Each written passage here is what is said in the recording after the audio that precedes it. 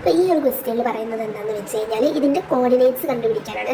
രണ്ടറ്റങ്ങൾ തന്നിട്ട് mid point അല്ല coordinates കണ്ടുപിടിക്കാനാണ്.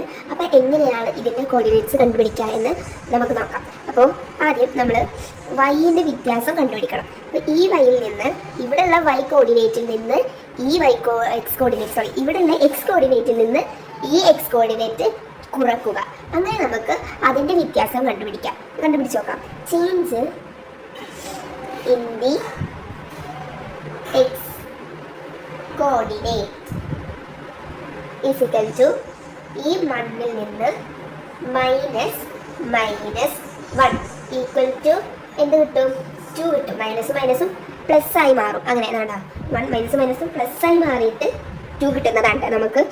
അപ്പോൾ നമുക്ക് ഇവിടെ എവിടെ ഉള്ള പോയിന്റിൻ്റെ ഒരു ഇത് കിട്ടി 2 ആണെന്ന്. നമുക്ക് അടുത്തത് എങ്ങനെ കണ്ടുപിടിക്കാം? അടുത്തത് വൈ ആണ് കണ്ടുപിടിക്കേണ്ടത്. അപ്പോൾ വൈയുടെ ചേഞ്ച് നമുക്ക് നോക്കാം. ഓക്കെ, വൈയുടെ ചേഞ്ച്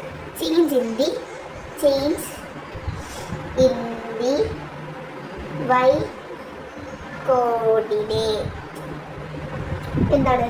ഈ 2ൽ നിന്ന് ഈ 4 കുറക്കും. അപ്പോൾ 2 - 4. അപ്പോൾ നമുക്ക് എന്ത് കിട്ടും? -2 ആണ് കിട്ടുക. കാരണം വലിയ സംഖ്യ നെഗറ്റീവാണ്. അപ്പോൾ നമ്മൾ സബ്ട്രാക്ഷൻ ചെയ്യുമ്പോൾ വലിയ സംഖ്യയുടെ ഇതാണ് ഇടേണ്ടത്, സൈനാണ് ഇടേണ്ടത്. അപ്പോൾ -2. അപ്പോൾ വേണ്ട -2. ഓക്കെ, ഇതാണ് നമ്മുടെ പോയിന്റ്.